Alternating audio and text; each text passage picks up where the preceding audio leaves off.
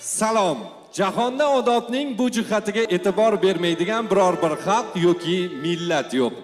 Dono xalqimiz aytgandek, gapning boshi kalom, odob boshi salom. Chunki haqiqiy bandalik birla saloming ham ibodatdir. Agar Tangring uchun qilsang, tijorat ham ibodatdir.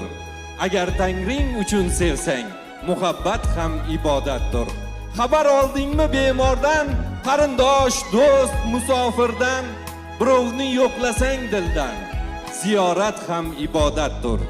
Agar jufti halol birla ko'ngil xushlik qilar bo'lsang, falak shohid, malak hozir, shu suhbat ham ibodatdir. Otang birla onang ko'ngli butun Ka'ba tavofidin. Ular xizmatida bo'lsang, shu xizmat ham ibodatdir.